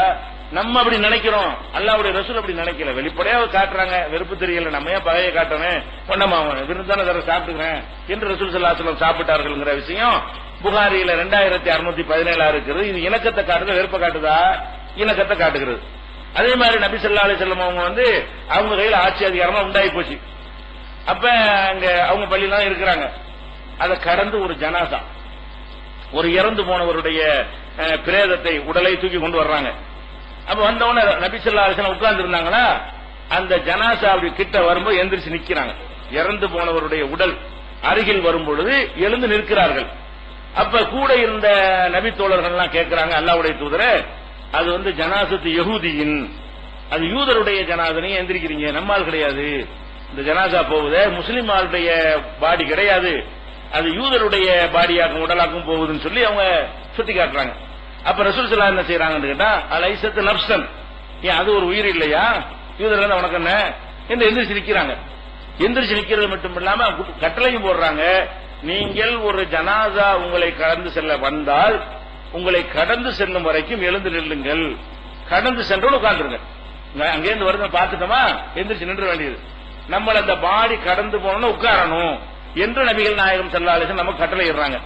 அப்ப இது என்ன மாதிரி இன்னைக்கு பார்க்கிறோம், ஒரு வழிபாட்டு தலத்தின் வழியாக ஒரு சப ஊர்வலத்தை ஒரு மதத்தில் கொண்டு போக முடியுமா? ஒரு மதத்தில் பல ஜாதி இருப்பாங்க, ஒரு ஜாதி ஒரு மதத்தை சேர்ந்தவர்கள் வேற ஜாதியா இருப்பார்கள், அவங்களுடைய பாடியை கொண்டு விட்டு அந்த மதத்தவர்கள் இருக்கிற தெருக்கள்லையோ அந்த மதத்தவர்கள் இருக்கிற கோயிலுக்குள்ளே போனால் அந்த ஒரு பணத்தோட சேர்த்து இன்னொரு 50 பணத்தை புதைக்கணும், அந்த மாதிரி ஆயிரம் நிலைமை. ஒரு பணத்தை கொண்டு போறதுக்கு பதிலா 50 பணத்தை கொண்டு ஆக்குறாங்களா இல்லையா, 50 உருளுது. அப்ப ஒரு மதத்துக்குள்ளேயே இந்த மாதிரி பணத்தை கொண்டு வர்றதுங்கிறது பெரிய ஒரு யுத்தம் மாதிரியும் இன்சல்ட் பண்ண மாதிரி, உன் பணம் ஏன் தெருவுக்குள்ள வர்றதா, உசுரோடு இருக்கும்போதே வரக்கூடாதுன்னு சொன்னவர்கள் பணத்தை விடுவாங்களா? இப்படியாக இருக்கிற ஒரு நிலையில நபிகள் நாயகம் ஸல்லல்லாஹு அலைஹி வஸல்லம் கவர்மெண்ட் இருக்கிறது, அது பயந்துகிட்டு செய்யல, இது ஆட்சி அவங்கள்ட்ட தான் இருக்குது, அதிகாரம் அவங்கள்ட்ட தான் இருக்குது, இவங்க சிறுபான்மை மக்களா இருக்கிறாங்க, சிறுபான்மையா இருக்கிற மக்களுடைய பிரேத ஊர்வலம் வருகிறது, நம்ம தெருவுல வருது, நம்ம பள்ளிவாசலை கடந்து வருகிறது, அவங்க கண்டுகொள்ளாம இருக்கிறது மட்டும் இல்ல எந்திரிச்சு நிக்கிறாங்க. கண்டுகொள்ளாமல் இருக்கிறது ஒரு வகை, எழுந்து நின்று என்ன செய்யறாங்க, இறந்து போனவர் பாடி உசுருக்குத்தான் எல்லா தண்டனையும் இருக்கு, கொள்கையெல்லாம் உசுறு தானே ஏத்துக்கிடுச்சு, அதான் மறுக்கிறது நிராகரிக்கலாம் உசுறு தான், இது வெறும் உடம்பு தானே, இதுல என்ன இருக்குன்னு சொல்லி என்ன செய்யறாங்க, மனுஷன் உடல் அப்படின்னு சொல்லி என்ன செய்யறாங்க, அவங்க வந்து ரசூல் ஸல்லல்லாஹு அலைஹி வஸல்லம் எழுந்து நிக்கிறாங்க. இது புகாரில 1313 இன்னும் பல இடங்கள்ல இருக்கிறத பார்க்கணும். அப்ப நபிகள் நாயகம் நம்ம எதுக்கு சொல்றோம்னு கேட்டா, இணக்கத்துக்கு வரலங்கிறீங்க, என்ன கொள்கையில உறுதியா இருந்தா எனக்கு என்ன அர்த்தம், கொள்கையில நாங்கள் உறுதியா இருந்து கொண்டு இணக்கமா இருப்போம். நபிகள் நாயகம் ஸல்லல்லாஹு அலைஹி வஸல்லம் கொள்கையில அவ்வளவு உறுதியா இருந்தாங்க, சின்ன ஒரு நூல் அளவு கூட சலனப்பட மாட்டாங்க, அவங்க கொள்கைக்கு போக மாட்டாங்க, போவாதீன்னு எச்சரிக்கைப்பாங்க. ஜானுக்கு ஜான் முளத்துக்கு முளை அவங்களை பின்பற்றுவீங்க, அப்படி செஞ்சிடாதீங்க அப்படின்னு சொல்லுவாங்க. அப்ப ரசூல் ஸல்லல்லாஹு அலைஹி வஸல்லம் அல்லாஹ்வுக்கு இணை கற்பிக்கிற விஷயத்துல நெருப்பாக என்ன செஞ்சாங்க, இருந்தாங்க. அதை போதித்துக் கொண்டே மற்றவங்களும் எப்படி இருந்தாங்க, கொள்கையில நாங்க உறுதியா இருந்தா எதிரின்னு அர்த்தமா? கொள்கை எங்க கொள்கையில் நாங்க உறுதி, அல்லாஹ்வை தவிர யாரையும் வணங்க மாட்டோம்னு சொன்னா உன்னை வெறுக்கிறோம் அர்த்தமாட்டேன், உன்னை அடிப்போம் அர்த்தமா, உன்னை பகைவனா கருதணும் அர்த்தம் இல்லையே. நாங்க இருக்கிறதை விட லட்சம் மடங்கு உறுதியா நபிகள் நாங்க இருந்தாங்களே. இந்த ஏகத்துவ கொள்கை நம்ம எவ்வளவு உறுதியா இருக்கிறோமோ அதை விட லட்சம் மடங்கு உறுதியா இருந்தாங்களா இல்லையா? அந்த லட்சம் மடங்கு உறுதி பிற மக்களை வெறுக்க தோணுச்சா, அவங்கள பிற மதங்களை வெறுத்து ஒதுக்க தோணுச்சா? நாங்களும் வெறுக்கலையே, வெறுக்க மாட்டோமே, அப்படிதான் நடந்து கொள்றோம். இதை நீங்க ஆதாரமா எடுத்துக்கொள்ளணுமே தவிர எங்க மதத்தை விட்டு நீங்க மதத்துக்கு வாங்கன்னு சொல்ற அதான் பேர் நீங்க டேஞ்சரான கோரிக்கை வைக்கிறதா பஞ்சாயத்தா இருக்கிறது. அதே மாதிரி நபிகள் நாயகம் ஸல்லல்லாஹு அலைஹி வஸல்லம் அவர்கள் ஒரு எந்த அளவுக்கு பாருங்க எப்படி எல்லாம் நடந்திருக்கு பார்த்து ஆச்சரியப்படுறோம். நபிகள் நாயகம் ஸல்லல்லாஹு அலைஹி வஸல்லம் அவர்கள் தோழர்களோட ஒரு பிரயாணத்துல போறாங்க. பிரயாணத்துல போகும்போது கொஞ்சம் இளைய பிரயாண களைப்பு இருக்கும் இல்லையா, போயிட்டு இருக்க முடியாது. வாகனத்துக்கு ரெஸ்ட் வேணும், மனுஷனுக்கு ரெஸ்ட் வேணும், உச்சி வெயில்ல பிரயாணம் பண்ண முடியாது. அப்படி போய்கொண்டே இருந்தார்கள். ஆனால் எங்கேயாவது மரம் அந்த நிழல்கள் இருக்கிற பகுதியை பார்த்தாங்கன்னா பிரயாணத்தை கொஞ்சம் ஸ்டாப் பண்ணிடுவாங்க. ஸ்டாப் பண்ணி விட்டு என்ன செய்வாங்க, கொஞ்சம் ரிலாக்ஸ் பண்ணிட்டு வெயிலாம் கொஞ்சம் தணிந்த பிறகு ஒட்டகம் அதுக்கெல்லாம் தண்ணிலாம் காட்டி குடிக்க செஞ்ச பிறகு போகலாம்னு இருப்பாங்க. அப்படி வரும்போது ஒரு இடத்த கொஞ்சம் மரங்கள் எல்லாம் பாக்குறாங்க. பிரயாணத்தில் என்ன செய்யறாங்க, மரங்களை எல்லாம் பாக்குறாங்க. பார்த்தவொன்னு என்ன செய்யறாங்க, ஒரு மரத்தடியில போய் ரசூல் ஸல்லல்லாஹு அலைஹி வஸல்லம் என்ன செய்யறாங்க, நீங்க போய் ரெஸ்ட் எடுங்க, நான் அந்த பக்கத்துல படுத்துக்கிறேன் அப்படின்னு சொல்லி அவங்க ஒரு மரத்துக்கு என்ன செய்யறாங்க, நிழலுக்கு இருந்துட்டாங்க. அப்ப இத ரசூல் ஸல்லல்லாஹு தோழர்களும் இருக்கிறாங்க. அவங்க அங்கங்க ஆளுக்கு ஒரு பக்கம் போய் அவங்க ரசூலுல்லாஹ் டிஸ்டர்ப் பண்ண பக்கத்துல படுக்க மாட்டாங்கல்ல, நீங்க ரசூலுல்லாஹ் தனியா விட்டுட்டு என்ன செய்யறாங்க, அவங்க ஒரு மரத்துக்கு இடையில அங்கங்க நிழல் இருக்கிற இடத்துல ஆளாளுக்கு என்ன செஞ்சுட்டாங்க, போயிட்டாங்க. கொஞ்ச நேரத்துக்கு பிறகு பார்த்தா ஒருத்தர் கவனிச்சுட்டே இருக்கிறான். ரசூலுல்லாஹ் ஃபாலோ பண்ணியோ அல்ல அந்த ஏரியாவை சேர்ந்த ஒரு ஆளை யாருன்னு தெரியல. திடீர்னு ரசூலுல்லாஹ் கிட்ட என்ன செய்யறான், ரசூல் ஸல்லல்லாஹு அலைஹி வஸல்லம் தன்னுடைய வாள் இருக்குல்ல, எப்பவும் வாளோட இருப்பாங்க. சாமியார் மாதிரிலாம் ரசூலுல்லாஹ் கற்பனை பண்ணக்கூடாது. ரசூல் ஸல்லல்லாஹு அலைஹி வஸல்லம் என்ன செய்வாங்க, வாளோட எப்பவும் வீரமா தான் இருப்பாங்க. தொழுவையும் செய்வாங்க, எல்லா இபாதத்தும் செய்வாங்க, வாள் வைத்திருப்பார்கள். ஏன்னா எதிரிகள் என்ன செய்யணும், பயந்துலாம் ஓட மாட்டோம், நாங்க எங்களை காத்துக் கொள்வதற்கு தேவை என்று வைத்திருப்பார்கள். அப்ப தளபதி ராணுவ தளபதி அவங்க தானே, அவங்க தான் ஜனாதிபதி, அவங்க தான் ராணுவ தளபதி, அவங்க தான் அஜரத்து, எல்லாம் அவங்க தான், ஆளுநாள் அவங்க தான். அப்ப அந்த மாதிரி வாழை வைத்து என்ன செய்யறாங்க, வாழை மரத்துல அப்படி தொங்க விட்டுட்டு என்ன செய்யறாங்க, யார் நம்ம மக்கள் தானே இருக்கிறாங்க அப்படின்னு படுத்துறாங்க. வந்தாலும் என்ன செய்யறாங்க, வாழை டக்குன்னு எடுத்து அந்த வாழை எடுத்துக்கிட்டு ஓய் முகமது எந்திரி வாழை எடுத்து அதுல நிதானம் எந்திரிச்சு உட்கார்றாங்க. மை யமுனாவுக்கு மின்னி, இப்ப என்கிட்ட உன்னை யார் காப்பாத்துவா, என்கிட்ட உன்னை யார் காப்பாத்துவா, வாழை கையில இருக்குல்ல, கூப்பிட்டாலும் ஆளுக்கு வரதுக்குள்ள வெட்டி போடலாம். ரசூலுல்லாஹ் சத்தம் போட்டா கூட பக்கத்துல உள்ள ஆளுக்கெல்லாம் காப்பாற்ற வர்றதுக்குள்ள வெட்டி ஓடி போயிடலாம். ரொம்ப டிஸ்டன்ஸ், ரொம்ப தூரத்தில் இருக்கிறாங்க, கண்ணுக்கு எட்டின தூரத்தில் இருக்கிறாங்க தவிர எட்டி பிடிக்கிற தூரத்தில் இல்ல. அப்ப அந்த மாதிரி சஹாபாக்கள் இருக்கும் பொழுது அந்த தைரியத்தில் என்ன செய்யறாரு, மை யமுனாவுக்கு மின்னி, என்னிடமிருந்து உன்னை யார் காப்பாற்ற முடியும், இப்ப முடிஞ்சு அவங்க அப்படிங்கிறாங்க. அப்ப ரசூல் ஸல்லல்லாஹு அலைஹி வஸல்லம் பதட்டப்படல, வாங்க வாங்க கொள்ள வர்றான்னு என்ன செய்யல, கத்தல. அவங்க என்ன செய்யறாங்க, நிதானமா என்னை யார் காப்பாத்தன்னு கேட்டோம்னா அல்லாஹ்னு ஒரு வார்த்தை சொன்னாங்க, அல்லாஹ் காப்பாத்துவான் அப்படி கீழே போட்டான். வளர்ந்தது அவங்க எதிர்பார்க்கல. அந்த எதிரி என்ன செய்யல, இவ்வளவு பயங்கரமான ஒரு நூலை மிரட்டுறோம், கொஞ்சம் கூட சிரிச்சுக்கிட்டு செய்யறாரு, அல்லாஹ் காப்பாத்துவான்னு ஒரு வார்த்தை சொல்றாங்களா, அந்த அல்லான்ற வார்த்தையை சொன்னதும் அந்த நம்பிக்கையும் இந்த மனிதருக்கு இருக்கிற துணிவும் கொஞ்சம் பயமற்ற அந்த பார்த்தோம் அவனுக்கு கெதி கிளங்கி போய் வாழை கீழே விழுந்துருச்சு. அப்ப வாழை கையில ரசூலுல்லாஹ் போய் எடுத்துக்கிட்டு என்னிடமிருந்து ஒன்னே யாருப்ப காப்பாத்தாங்க. அதே டைலாக் என்ன செய்றாங்க, ரசூல் ஸல்லல்லாஹு அலைஹி வஸல்லம் அவர்கள் என்னிடமிருந்து ஒன்னே யார் காப்பாத்துவா அப்படின்னு ஆள் விரவலத்து போய் என்னை விட்டுருங்கன்னு சொல்றான். அப்பதான் ரசூல் ஸல்லல்லாஹு அலைஹி வஸல்லம் வாங்கன்னு கூப்பிடுறாங்க. என்னை காப்பாத்துற கூப்பிடல, தன் விஷயம் தானே பார்த்து கொண்டு அவனை எந்த மாதிரி அவனை அடக்கணும் அடக்கி கொண்டு தன் கை ஓங்க ஒரு நிலையில் செய்யறாங்க, இங்க வாங்க இவன் என்ன செய்யறான்னு பாருங்க என்று ரசூல் ஸல்லல்லாஹு அலைஹி வஸல்லம் செய்யறாங்க சொல்லிவிட்டு, ஆனா என்ன செய்யறாங்க, இப்ப என்ன செய்யலாம்னு சாப்பாடு கேட்கறாங்க, உங்களே கொள்ள வந்தானாண்டு கொடுங்க. உண்மை செய்யலங்க, திருட்டுனா கையை விட்டு சொன்ன ரசூல் ஸல்லல்லாஹு அலைஹி வஸல்லம், கொலைக்கு கொலைன்னு சொன்ன ரசூல் ஸல்லல்லாஹு அலைஹி வஸல்லம், தனக்கு வரும்போது என்ன செய்தார்கள், இந்த மாதிரி ஒருத்தன் கொள்ள வந்துட்டா என்ன செய்ய சொல்லுவோம், என்னை தானே கொள்ள வந்தா அது முடிஞ்சிருச்சுல கூட ஆளை விட்டு போயிட்டு அப்படின்னு சொல்லி என்ன செய்யறாங்க, அனுப்பி விடுறாங்க. இது புகாரி நீங்க இந்த சம்பவத்தை விரிவாக 2910 நீங்கள் படிக்கலாம், 2910 பார்க்கலாம். அப்ப இதுல என்ன வழங்குகிறது, அடுத்தவர்கள் என்றால் விருப்பும் கசப்பும் குடிகொண்டதா இருந்தால் அவனை நார்மலா கிழிச்சிருக்க மாட்டாங்க. இந்த மாதிரி ஒருத்தன் ஒரு பொதுக்கூட்டத்தில் போய் கேமரா எடுத்து போனா பிச்சு எடுத்து போறாங்க. ஒரு திமுக கொடுத்து அண்ணா திமுக கிளம்பி கேமரா எடுக்கணும்னு வைங்க, எங்க இதை ஏன்டா படம் எடுக்க வந்தான்னு பாஞ்சு படம் தான் இருக்கும், அந்த அருவா கட்சியோட வரலவன் மேடையில் ஏறவும் இல்லை, அது என்ன செஞ்சிடறான், பின் எடுத்தவனை வந்து ஒரு வழியாக்கி கடைசியில் போலீஸையும் பிடிச்சி கொடுத்து சட்டையெல்லாம் கழிச்சு ரத்த விளாராக்கி, இது மாதிரி இதான உலகத்துல எல்லாரும் இருக்கிறான். அது வெறுப்பு உள்ளத்துல இருக்குமே. ஆனால் அடுத்தவன் எங்க இடத்துல வர்றான்னு தான் நினைப்பான். எங்க ஏரியாவில் நாங்க இருக்கிறோம், நீ ஆண்ட எடுத்தேறி வந்து எங்க தலைவருக்கு நீ கொள்றதுக்கு வந்துட்டேன்னு தானே கொந்தளிப்பாங்க. அப்படித்தான் கொந்தளிச்சாங்க. அதே ரசூலுல்லாஹ் கட்டு தந்தாங்க. வந்தா நம்ம தப்பிச்சிடணும், புடுப்ப போயிட்டு போறான், அவன் நாளைக்கு சில தெரிஞ்சுக்குவான். இந்த மாதிரி நல்ல மக்களா இருக்கிறாங்க. இப்ப நபிகள் நாயகம் ஸல்லல்லாஹு அலைஹி வஸல்லம் அவர்கள் கொள்கையில வந்து உறுதியை எங்களுக்கு கற்று தந்தார்கள். அவங்க கொள்கை அந்த உறுதியில சிறிதளவு எங்கள்கிட்ட இருக்கிறது. அதனால நாங்க வந்து சமரசம் கொள்கையில சமரசம் பண்ண மாட்டோம். அதே நேரத்தில் அதுக்காக அடிப்போம் உங்கள, அதுக்காக சண்டைக்கு வர போறோம். அல்லாஹ்வுடைய எங்க தலைவர் அப்படி எங்களுக்கு வழிகாட்டி இருக்கிறாங்க. அது தனி இது தனி. உனக்கு செய்ய வேண்டிய உதவிகளை செய்வோம், உன்னை கவனிக்கிறத கவனிப்போம், எல்லாமே செய்வோம். ஆனா எது செய்ய மாட்டோம், இதான் கடவுள் கும்பிடு சொல்ல மாட்டோம். அது முடியாது. உனக்கு எதாவது வேண்டாம் கேது, காசு ஒண்ணு வாங்கிட்டு போ, சட்டை வேண்டாம் வாங்கிட்டு போ, கடை வேண்டாம் வாங்கிட்டு போ, 2 பேரும் சேர்ந்து ஒரு தொழில் செஞ்சுருவோம் வா, இதுதான் செய்வோமே தவிர நீ என்ன தேர்வா கூட எங்கிட்ட இருந்து உங்க கொள்கையை விட்டுட்டு எங்க கொள்கையை வந்துருங்க, அந்த விளையாட்டு நடக்காது. அப்ப இதுக்கு அதுக்கு இந்த டிஃபரெண்ட் வழங்க மாட்டேங்குது. அறிவுஜீவிகளான மக்களுக்கு எது விளங்குனே, இதுல விளங்குனே. இன்னும் சொல்ல போனா இஸ்லாமிய சட்டத்துல 5 கடமை 5 கடமைன்னு முஸ்லீம் அல்லாத மக்கள் வழங்கி இருக்கிறாங்க. 5 கடமையில கொள்கை கொள்கை ஒரு கடமை, அது தெரியும். 2வது தொழுகை ஒரு கடமை, அது அல்லாஹ்வுக்கா செய்யற வணக்கம் எல்லாருக்கும் தெரியும். நோன்பு ஒரு கடமை, அது கூட அல்லாஹ்வுக்கா பட்டினி கிடக்குறோங்கிறது அதுவும் தெரியும். அடுத்த கடமை ஜக்காத் இருக்காது. என்ன கடமை, அது அல்லாஹ்வுக்கு என்ன செய்றீங்க, இல்ல ஒண்ணும் செய்யல. ஜக்காத் கடமையில் அல்லாஹ்வுக்கு என்ன இருக்குது, அதுல சஜிதா இருக்கா, ஜக்காத்துல ஜக்காத்து ருக்கு ஏதாவது இருக்கா, ஜக்காத்துங்கிற தஸ்பீ ஏதாவது இருக்குதா? ஜக்காத்துனா பணத்தை கொடுக்கறதான். ஜக்காத்துங்கிற வணக்கம் என்னது, ஜக்காத்துங்கிற கடமை என்பது அல்லாஹ்வுக்கு வணங்குற ருக்குவோ சுஜூதோ தஸ்பீஹோ திக்ருகளோ ஒண்ணுமே கிடையாது. அந்த கணக்கு பண்ணி தான் வந்து கொடுக்கிறது.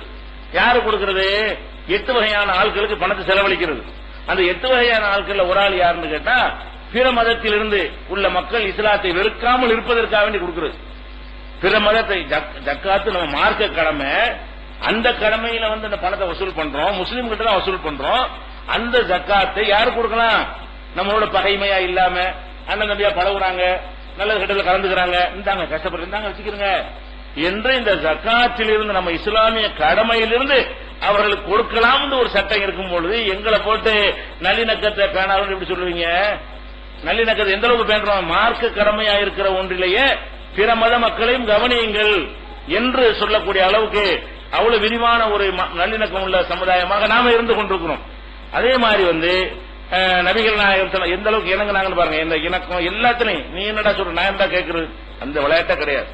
நியாயம்னா என்ன செய்யுது, அவன் சைடுல ஒரு சின்ன கடுகளவு நியாயம் இருந்தாலும் அந்த நியாயத்துக்கு மதிப்பு கொடுத்தாங்க. விட்டு கொடுக்க மாட்டாங்கன்னா கொள்கையை தான் விட்டு கொடுக்க மாட்டாங்க. நியாயத்திற்கு கட்டுப்படுற விஷயத்துல அவங்களை யாருமே என்ன செய்ய முடியாது, மிஞ்ச முடியாது. உங்களுக்கு வந்து அந்த ஹுதைபியா உடன்படிக்கை தெரியும்.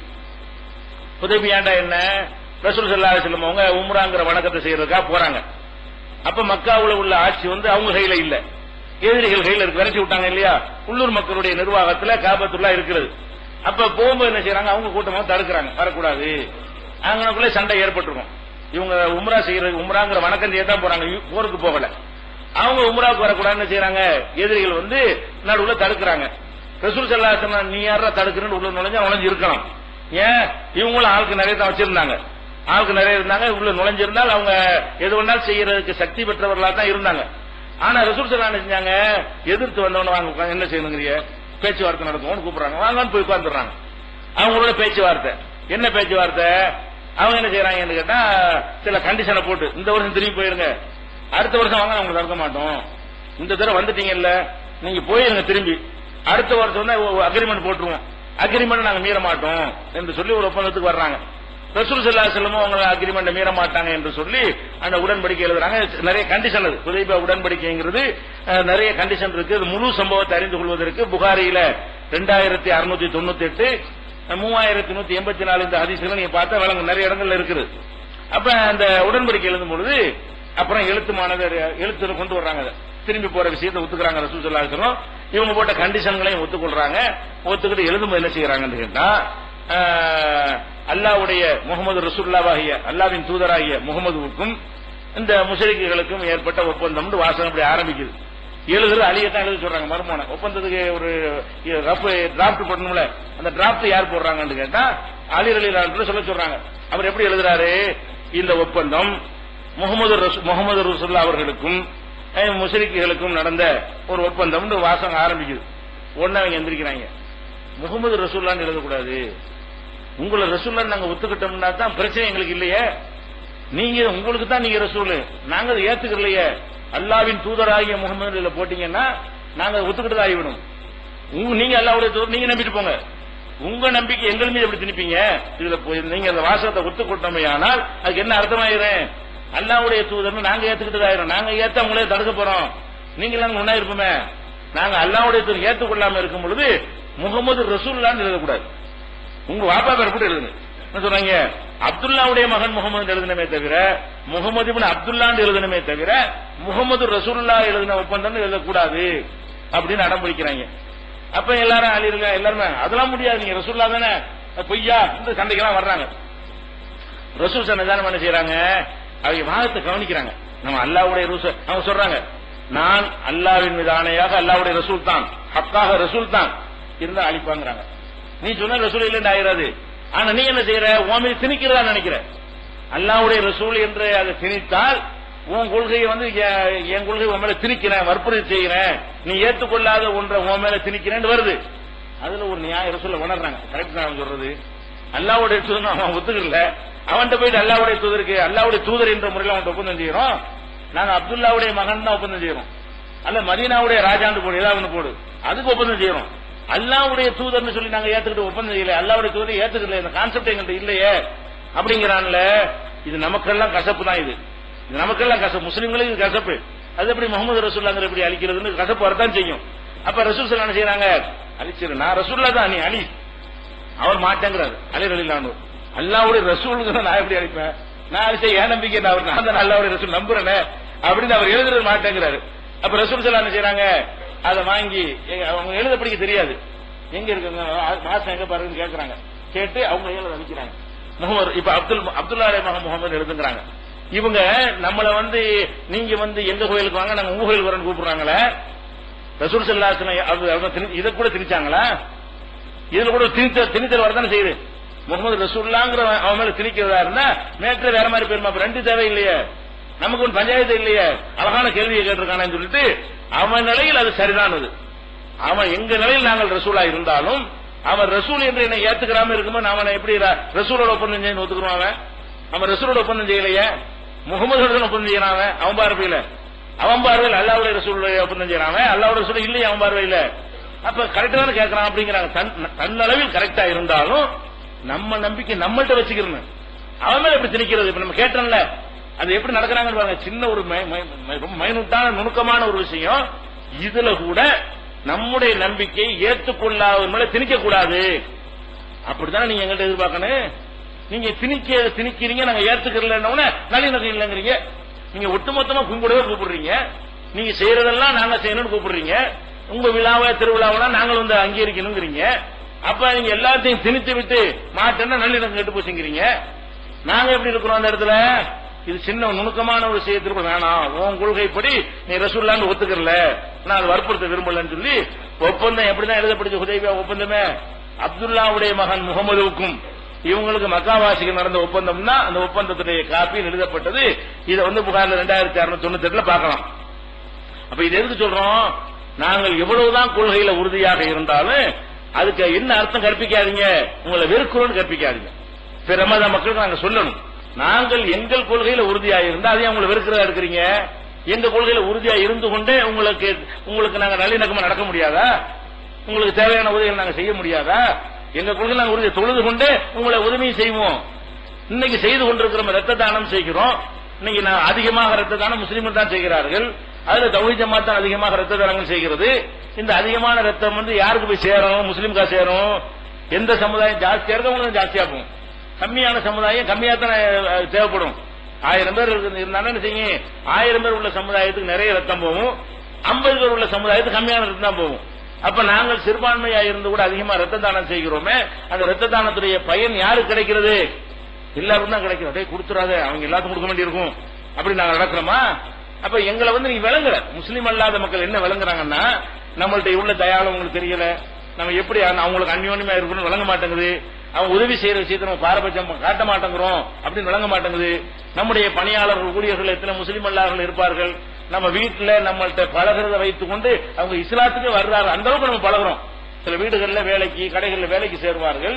சேர்ந்தால் மற்ற சமுதாயத்தில் போய் சேர்ந்தால் எப்படி இருப்பார்களோ அப்படி இங்க இருக்கிறவங்க பாக்குறாங்க, கண்ணால பாக்குறாங்க. பிற சமுதாய மக்கள் அவனை நிக்க வைக்கிறது, கையை கட்டி நின்றாங்கிறது, பக்கத்தில் உட்காரக்கூடாதுங்கிறது, நான் உட்கார்ந்து இருக்கிற நீ உட்காரக்கூடாது, நீ நின்றுட்டு தான் இருக்கணும் அப்படின்னு சொல்வது, இதெல்லாம் பாக்குறாங்களா? முஸ்லீம் வீட்டுக்கு வந்து என்ன செய்யறது?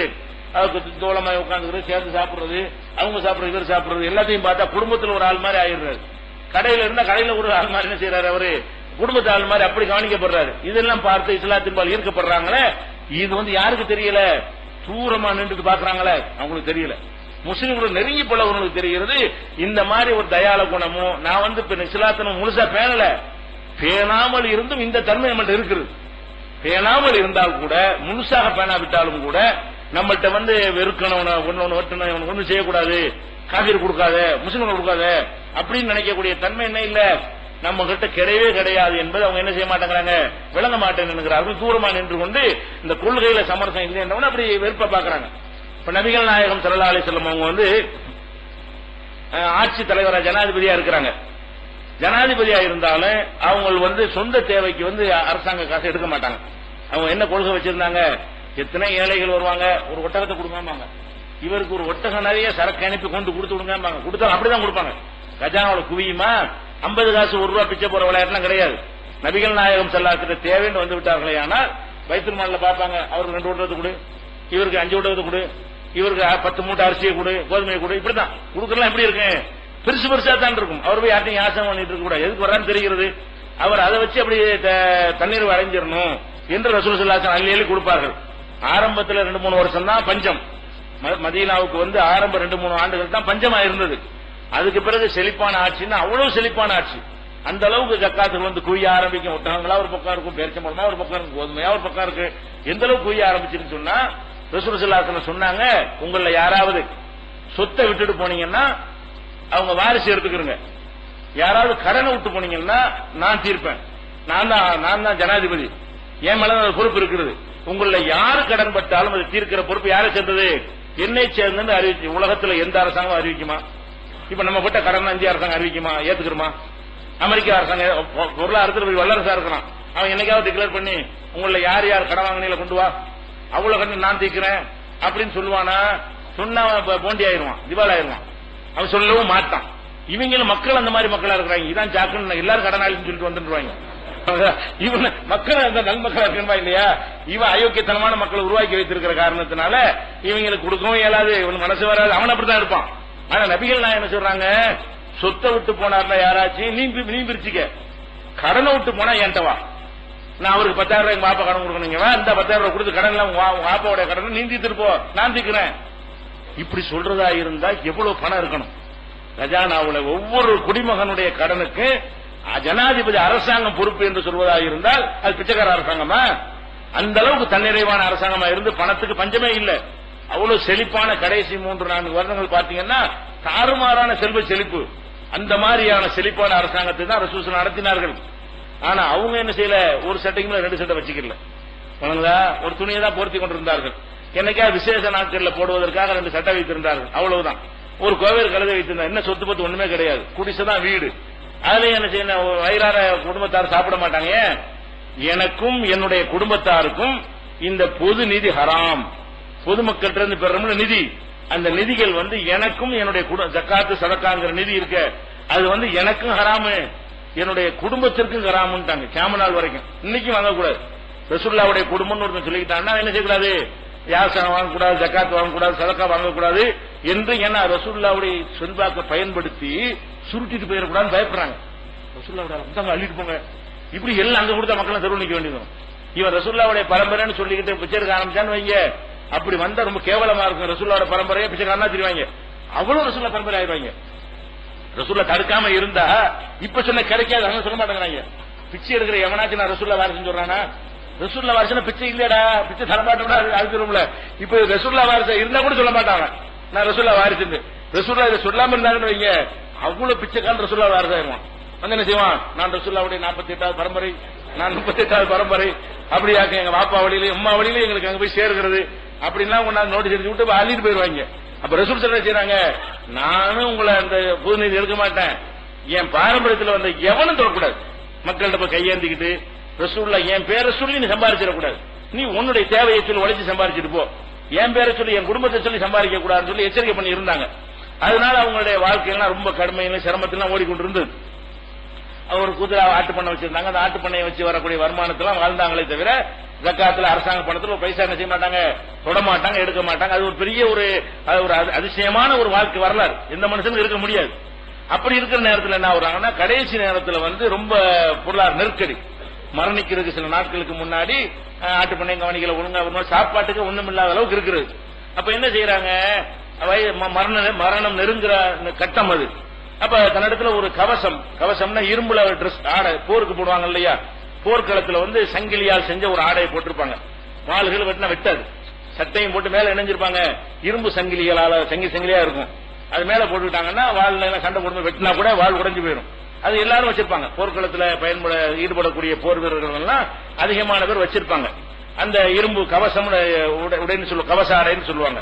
அந்த இரும்பு கவச ஆடை ஒன்று இருந்துச்சா இல்லையா, இதை கொண்டு போய் அங்க ஒரு யூதர் இருக்கிறார், அவர் நல்ல வசதியான ஒரு ஆள், அவர்கிட்ட கொடுத்து இதை வச்சுக்கிட்டு கொஞ்சம் கொஞ்சம் 30 மரக்கால் கோதுமையை கொடு அப்படின்னு வாங்கிட்டு அதைத்தான் மனைமாரெல்லாம் போய் உடம்பு சரியில்லாம போயிட்டாங்க, வருமானம் ஒண்ணுமே இல்ல, அதை பிரிச்சு கொடுத்தாங்க, அதை மீட்காமல மூத்தா போயிட்டாங்க.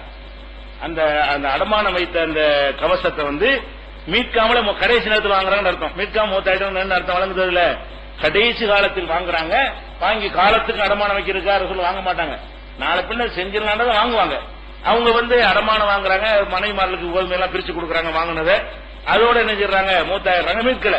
பிறகு ஆட்சியாளர்கள் மூலமா அது மீட்கப்படுதுன்னு வைங்களேன். அது புகாரில 2916 ஹதீஸ்ல இருக்குது. இது நம்ம இதுக்கு நான் சொல்ல வரல, பிற மதத்தவர்களை வெறுத்து நசுக்கிறதா இருந்தா இவங்க ஜனாதிபதி, அவர் எதிரி சமுதாயம், ரசூலுல்லாஹ் கொல்லணும்ன்ற ஒரு கொள்கையில் உள்ள சமுதாயம். யகூதிங்கிறவன் யாரு, அன்றைக்கு நபிகள் நாயகம் ஸல்லல்லாஹு அலைஹி வஸல்லம் கொல்றதுக்கு பல விஷத்தை கொடுத்து அனுப்புன மாதிரி பல சந்தர்ப்பங்கள் அது மாதிரியான முயற்சி எல்லாம் செஞ்ச ஒரு சமுதாயம். பிற நாட்டவர்களுக்கு தகவலை கொடுத்து நீங்க படையெடுத்து வாங்க, நாங்க உங்களோட திரும்பி சேர்ந்துக்கிறோம், உள்ள இருந்து தாக்குறோம்லாம் அப்படி அன்றகுண்டு வேலை பார்த்து சதித்திட்டம் செய்த ஒரு சமுதாயம். அந்த சமுதாயத்தில் உள்ளவன் கூட அந்த மதீனாவுல ரசூலுல்லாஹ்வுடைய நாட்டில் அடமானம் பெறக்கூடியவரா இருந்திருக்கான். ரசூலுல்லாஹ் அடமானம் வைக்கிறவரா இருந்திருக்காரு. எப்படி இருந்திருக்காங்க பாருங்க, அவன் எந்த நிலையில வச்சிருக்காங்க, அடமானம் பெறுவதா இருந்தா நல்ல பெரிய அளவுல பணங்காசு பொருளக்கூடிய இடத்துல இருக்காரு அர்த்தம் தானே. எவ்வளவு பேர் இருக்கும், அவர்கிட்ட போய் தேடி போறாங்க, அவர்தான் காசு பணம் நல்லா புழங்குது.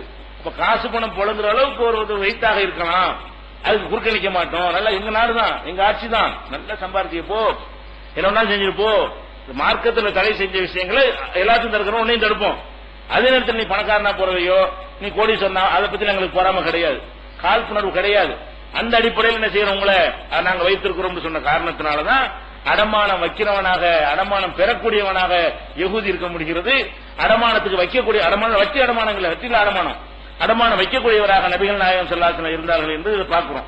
அப்ப இது எங்கள்ட்ட கசப்புணர்வு இருந்து அப்படி இருப்போமா, என்னடா நம்ம உங்களை கஷ்டப்பட்டு இருக்கோம், இங்க பெரிய எல்லாத்துக்கும் கூட பிடிச்சி அடிச்சு நொறுங்கிற ஒரு கலவர மாதிரி ஏற்படுத்தி பின்னி முடிச்சு அப்படிதான் செய்யறாங்க. முஸ்லீம்கள் பணக்காரனா இருக்கிறாங்க, ஏதாவது சின்ன கலவரத்தை உண்டாக்கி சொத்தை அழிச்சிருக்கேன்னு சொல்றாங்களா இல்லையா, அப்படி நாங்க செஞ்சோமா, இது செஞ்சிருக்கணுமா இல்லையா, இவனுக்கு செய்யணும் செஞ்சிருக்கணும். அவ்வளவு அயோக்கியத்தனம் பண்ணாங்க இந்த யூத சமுதாயம்ங்கிறவன், அன்னைக்கு பண்ண அயோக்கியத்தனம் கொஞ்சம் நெஞ்சம் கிடையாது. அப்ப அவன் என்ன செய்யறான், என்னடா எல்லாத்துக்கும் முஸ்லீம்கள் எல்லாத்தையும் இவன பெரிய பணக்காரனா இருக்கிறான், அவ்வளவு பற்றியும் கொடுத்து வாங்கக்கூடிய ஆளா இருக்கிறான், பணம் புழங்குற பேங்க் நடத்திக்கிட்டு இருக்கிறான், அப்ப இவனை இவ்வளவு மேல எப்படி விடுறது அப்படின்னு சொல்லி என்ன செய்யலாம், ரசூலுல்லாஹ் அடமானம் வைக்கிறதுக்கு பதிலா 10 பேர் ஏன் அடிச்சுப்பாங்க, நம்ம கவர்மெண்ட் பாத்துக்கிறோம், அப்படிதான் உலகத்தில் செய்யறாங்க. எல்லாரும் அப்படித்தானே பண்ணீங்க, முஸ்லீம்கள் விஷயம் அப்படித்தானே எல்லாரும் செஞ்சுட்டு இருக்கிறீங்க. நாங்க அப்படி செஞ்சதே இல்லை, எந்த ஒரு ஆட்சி காலத்துல நாங்க அப்படி செஞ்சதே கிடையாது, உங்களை எங்கே இருக்கிறீங்க, நாங்க கீழே தானே இருந்துட்டு இருந்தோம் அப்படிங்கறத இந்த சம்பவத்தில் என்ன செய்யறோம். அப்ப நல்லிணக்கம்னா அப்படி நல்லிணக்கம். அதே மாதிரி நபிகள் நாயகம் ஸல்லல்லாஹு அலைஹி வஸல்லம் மதீனாவுக்கு போறாங்களா, போனவுடனே அவங்களுக்கு வேலைகளை செய்யறதுக்கு சின்ன பசங்க யாராவது வேணும்ல, பெரிய ஆள் கூட வேலை வாங்க முடியுமா, அதை எடுத்துட்டு இதை எடுத்துட்டு வாங்க, அது முடியாது. அதனால அனசுன்ற ஒரு தோழரை கொண்டாந்து நினைச்சுவாங்க, அவங்க தாயார் கொண்டாந்து அனசு நீங்க வச்சுக்கிறீங்க, அவர் எந்த வேலையும் உங்களுக்கு செஞ்சு தருவாரு அப்படின்னு சொல்லி ரசூலுல்லாஹ்ட்ட கொண்டு ஒப்படைச்சிட்டாங்க. அனசுங்கிறவர் தான் என்ன செய்வாங்க, எல்லா வேலையும் ரசூலுல்லாஹ்க்கு பார்த்து கொடுப்பாங்க, ஏதாவது எடுக்கிற அந்த வாங்கிட்டு வா, இது கொடுத்துட்டு வா, அங்க போயிட்டு வா, அங்க போயிட்டு வாண்டு, அதுக்கு ஆள் தேவை தானே படும். அந்த மாதிரி வேலைகளுக்குன்னு சின்ன வயசு ஆளுகள் தேவைப்படும். அந்த மாதிரி ரசூலுல்லாஹ்ட்ட இருந்த மாதிரி ஒரு யகூதி பையனை வச்சிருந்தாங்க. அனசு என்பவர் எப்படி ரசூலுல்லாஹ்வுக்கு ஹாதிமாக ஊழியராக இருந்தாரோ அதே மாதிரி யூத மதத்தை சேர்ந்த ஒரு ஊழியராக இருந்தார். அவர் அவற்றை எவ்வளவு ஆபத்தான விஷயம் பாருங்க. கொள்றதுக்கு காத்துக்கிட்டு ஒரு சமுதாயம், அந்த சமுதாயத்தை சேர்ந்த ஒரு ஊழியர்னா உள்ள வரைக்கும் வரலாம், விஷத்தை கூட கலந்து கொடுத்துட்டு போயிடலாம், தூங்கிட்டு இருக்கும் ஒரே குத்திட்டு ஓடி போயிடலாம். அந்த அளவுக்கு எல்லாம் உள்ள ஊழியர்னா தானே ஏன் உள்ள போறான்னு டவுட் பண்ண மாட்டாங்கல்ல.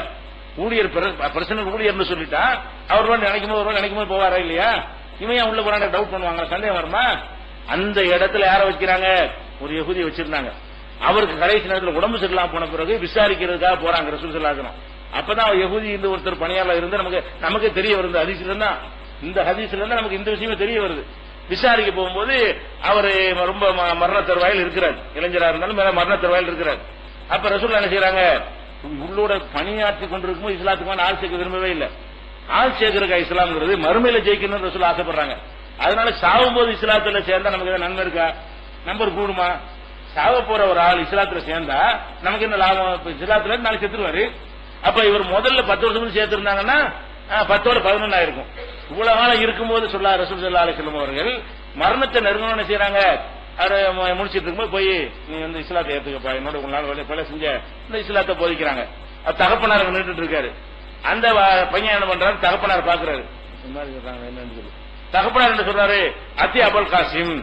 அபுல் காசிம் சொல்ல கேளுப்பா. அபுல் காசிம் ரசூலுல்லாஹ் ஒரு பட்ட பேரு, காசிமுடைய தந்தை. காசிம் உங்களுக்கு ஒரு புள்ள இருந்ததுனால காசிமின் தந்தை என்ன செய்வாங்க? அவங்கள சொல்லுவாங்க. அப்ப அந்த யூதர் என்ன பண்றாரு? அபுல் காசிம் சொல்றது கேளு, ரசூலுல்லாஹ் சொல்றத கேளுன்னு சொல்றாரு. உடனே அந்த பையன் இஸ்லாத்தை சொல்லி என்ன செய்யறா? களிமா சொல்லிடுறாரா? ரசூலுல்லாஹ் சந்தோஷம் சிரிச்சுக்கிட்டு இவரை நரகத்திலிருந்து காப்பாத்தின அல்லாஹ்வுக்கு எல்லா புகழும். ரசூலுல்லாஹ் அதான் ஆள் சேர்க்க விரும்பல. நரகத்திலிருந்து காப்பாத்தின அல்லாஹ்வுக்கு எல்லா புகழும் கடைசி நேரத்தில் சொல்லிட்டு நல்ல மனுஷனா மூத்தா போயிட்டாங்க ஈமானோட என்று அவ்வளவு சந்தோஷப்படுறாங்க. அது டாபிக் இல்ல. இவரை எப்படி ஊழியரா வச்சிருந்தாங்க, அந்த யூதர்கள் எப்படி பழகுனாரு, ரசூலுல்லாஹ் அவரை மதிச்சு வச்சு அவர் இஸ்லாத்தை ஏற்காட்டாங்க. பையன் கேட்கும்போது அபுல் காசிம் கரெக்டான கேள்பான்னு சொல்ற அளவுக்கு இருக்கிறாருன்னா எப்படி பழகி இருப்பார்கள், எப்படி இணக்கம் காட்டியிருப்பார்கள்? கொள்கையில வளைஞ்சு கொடுத்ததே இல்ல, இணக்கத்துக்கு குறை வைக்கல. அப்ப கொள்கையில வளைஞ்சு கொடுக்காம இணக்கமா இருக்க முடியும்னு காட்டினாங்களா இல்லையா? அப்ப நம்ம இணக்கத்துக்கு அப்பாற்பட்டவர்கள் சொல்லக்கூடிய அவ்வளவு பிரச்சாரம் பொய் என்பது என்ன செய்யறோம்? இது விளங்கிக் கொள்கிறோம். இது சம்பந்தமாக இன்னும் பிற மதத்தோடு நம்ம நடந்து கொள்ற விஷயங்கள்ல எவ்வளவு நல்லிணக்கத்தை நம்ம பேணுகிறோம் என்பது இந்த மக்கள் என்ன இதை சொல்ற காரணம் என்னன்னு கேட்டா, முஸ்லீம் அல்லாத மக்கள் பாக்குறாங்க, கசவா பாக்குறாங்க, நம்ம ஒட்ட மாட்டாங்க, உறவ மாட்டாங்க, வெறுக்கிறாங்கன்னு நினைக்கிறாங்க. அது இல்லை என்பதை நம்ம என்ன செய்யணும் சொல்வதற்காக இன்னும் சில சான்றுகள்லாம் இருக்கிறது. இன்ஷா அல்லாஹ் அதை நாளைக்கு பார்க்கலாம்.